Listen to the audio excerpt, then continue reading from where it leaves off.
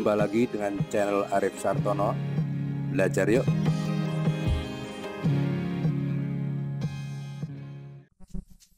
Oke, kita akan mempelajari 10 soal latihan yang sudah dikerjakan, tetapi kita bahas satu persatu. Dimulai dari soal nomor 1, ya. Medan magnetik mungkin dari 0,8 Tesla. 0,8 Tesla diketahui di sini, kemudian menembus kawat berbentuk persegi panjang.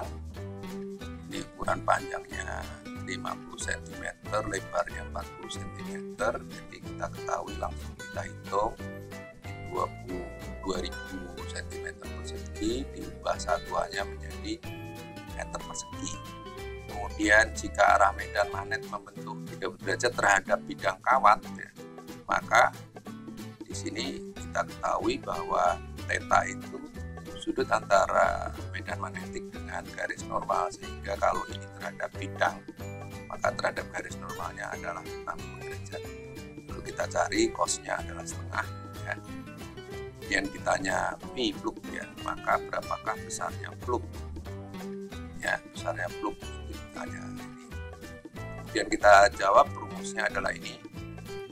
Ya, ini hafalkan rumusnya. Pi sama dengan B kali A cosinus theta. Jadi kita tinggal masukkan 0,8 kali 0,2 jadi kali 0,5.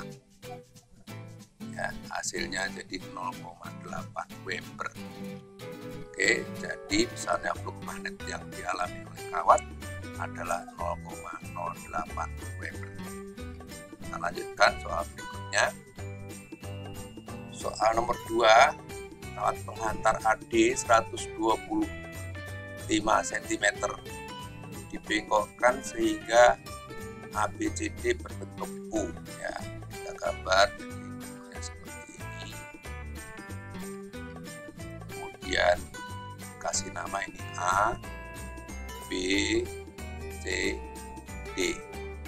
Di sini dikatakan bahwa kawat AB sejajar CD, AB sejajar CD, panjangnya 50 cm vertikal. Sedangkan kawat BC 25 cm horizontal. Di BC ini 25 cm, ya. 25, ini 50. Ini 50. Dan bidangnya menempel pada bidang gambar. Jadi bidang gambar ini, bidang gambar yang kita pakai ini adalah bidang gambarnya, dan terletak di dalam medan magnetik mungkin dari 0,8 Tesla. Arah medan magnetik tegak lurus bidang gambar dan meninggalkan muka pembaca. Jadi meninggalkan muka pembaca berarti silang-silang ini, ya. Banyak di sini. Dan ini adalah B. B dalam arti pengertian induksi magnetiknya. Kemudian kawat kedua PG yang panjangnya 25 cm digerakkan vertikal ke atas dengan P selalu menempel kawat AB BA. Jadi di sini. Berarti di sini ada kawat PG, kemudian ini P panjangnya 25 cm, ya, sama dengan BC, dan menempel terus, maka ini bersentuhan, ya. P selalu menempel BA dan Q selalu menempel CD. Jika kawat PG digerakkan ke atas kecepatannya 10 meter per sekon, jadi digerakkan ke atas, ya, P besarnya ini, kawat PG-nya adalah ini, dan B yang tadi ini besarnya ini, ya. Oke, lalu ditanya hitung beda potensial antara ujung A dan D.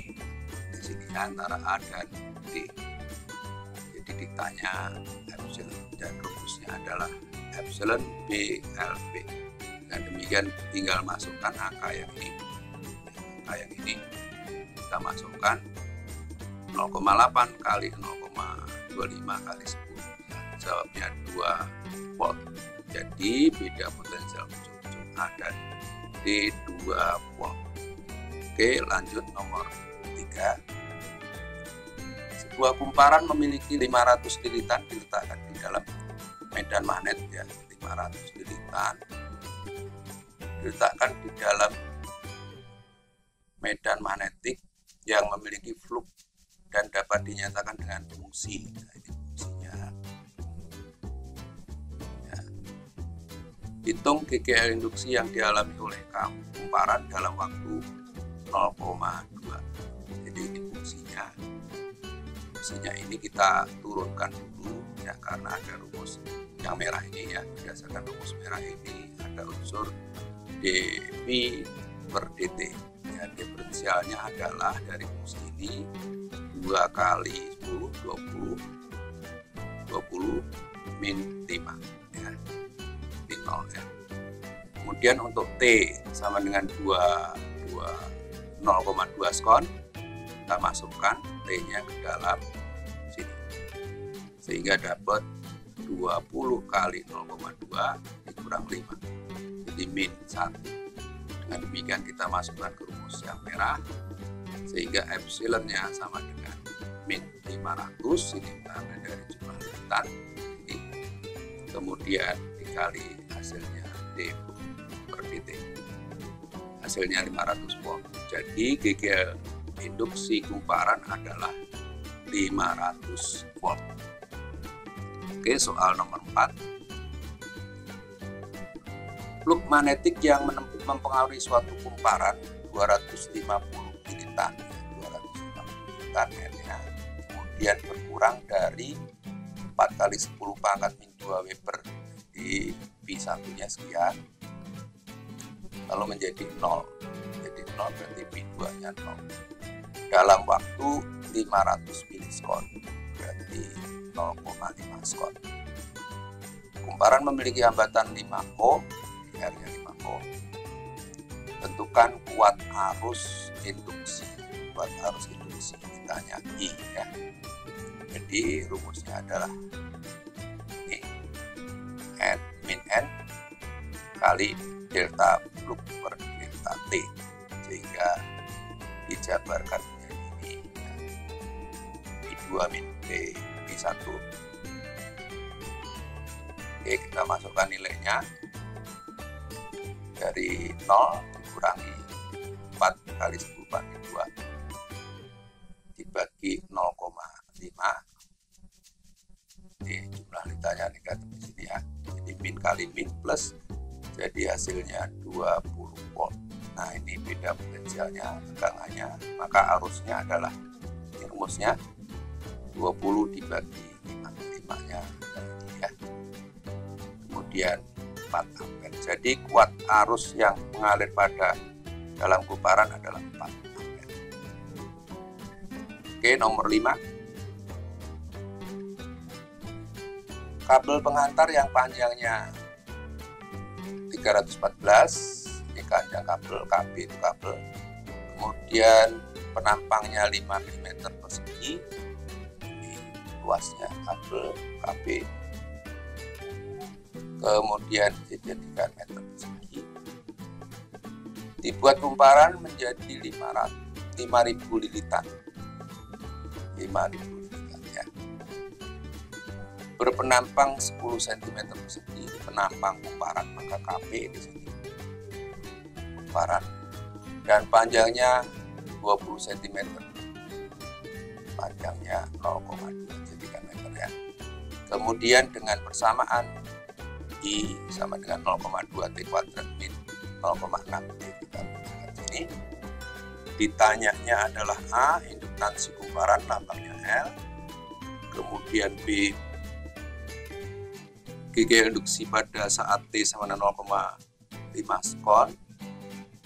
Kemudian yang C ditanya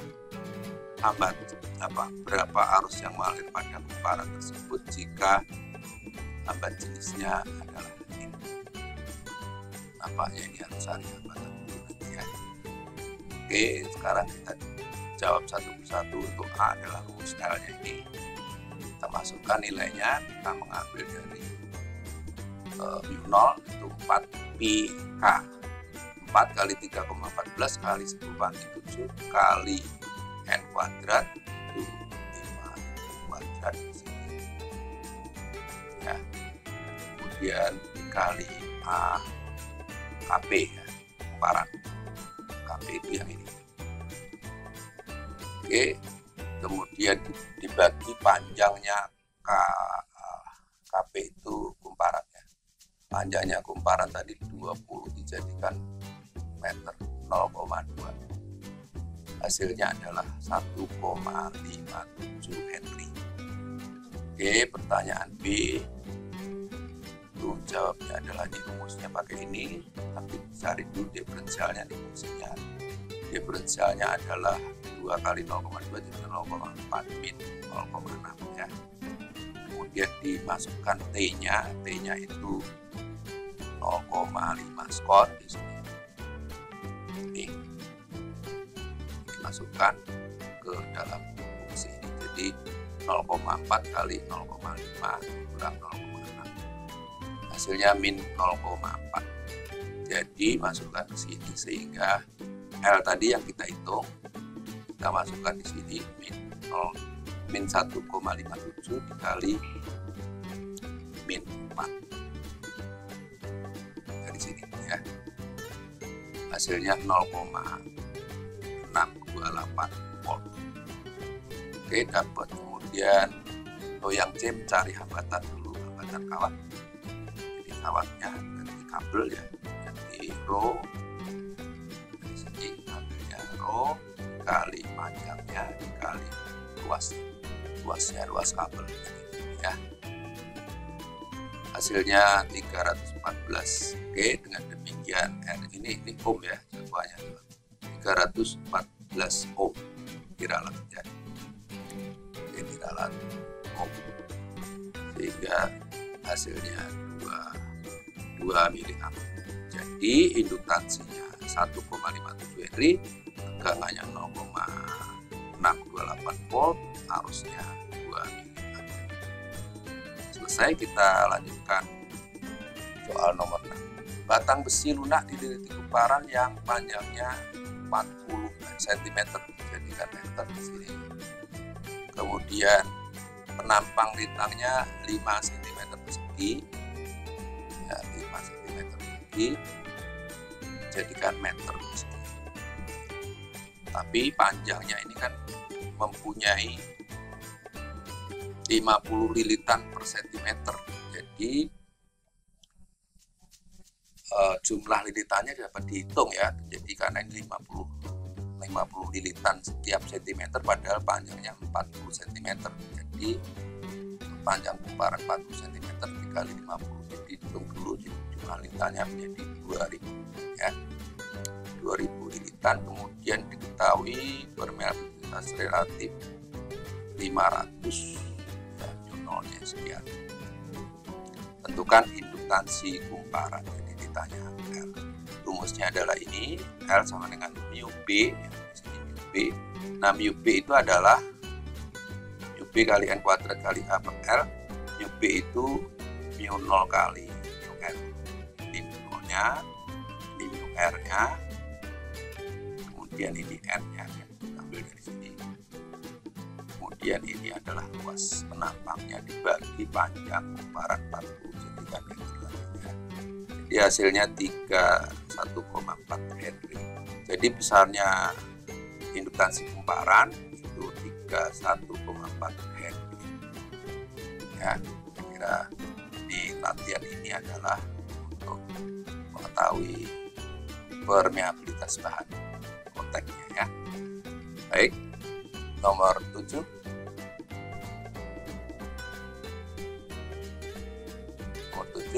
Arus listrik 0,2 ampere dialirkan dalam kumparan yang mempunyai 4 ya, 0,2 ampere.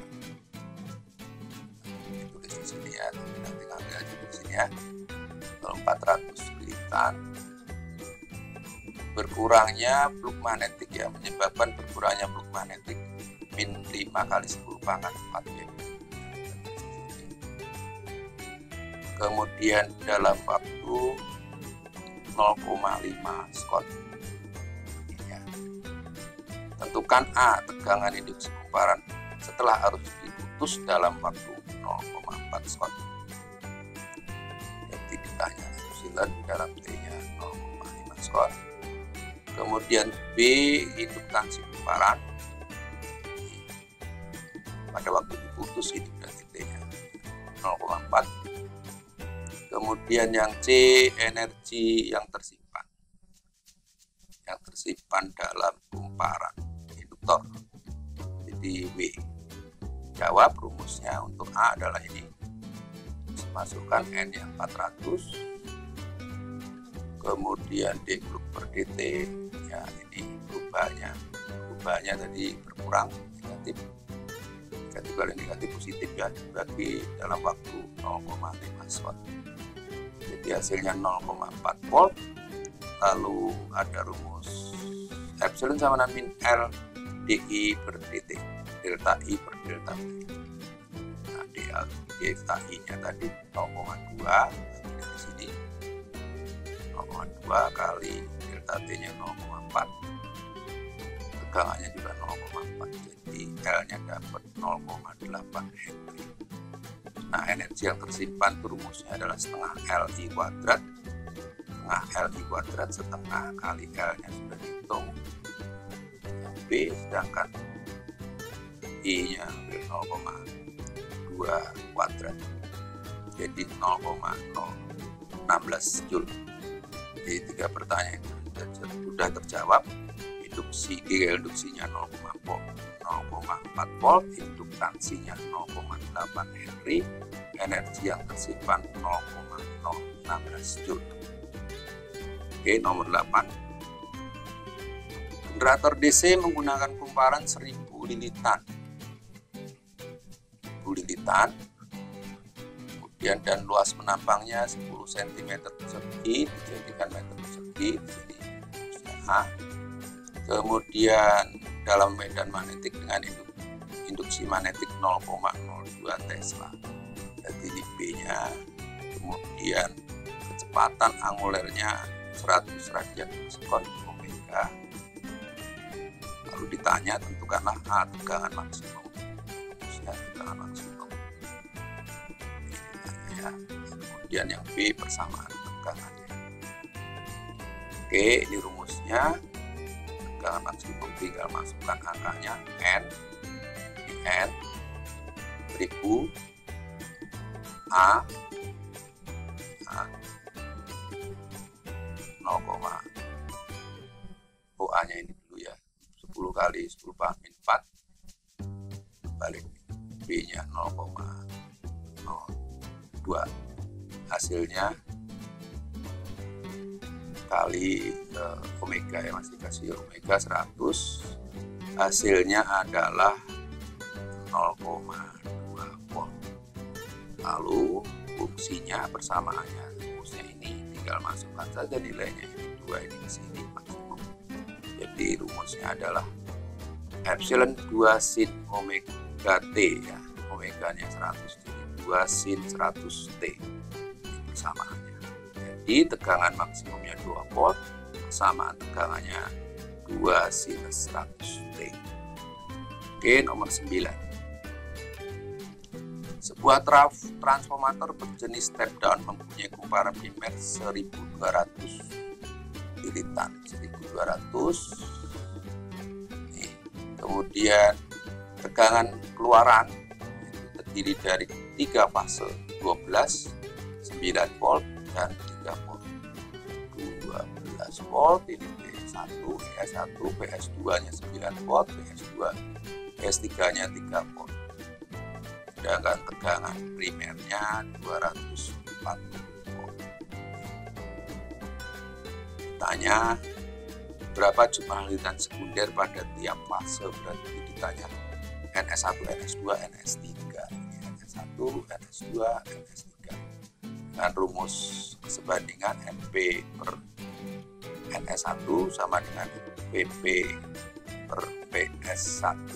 Jadi ini masukkan, ambil dari sini NP, PP nya 240, PS1 nya 12. Kita pakai yang pertama dulu ya,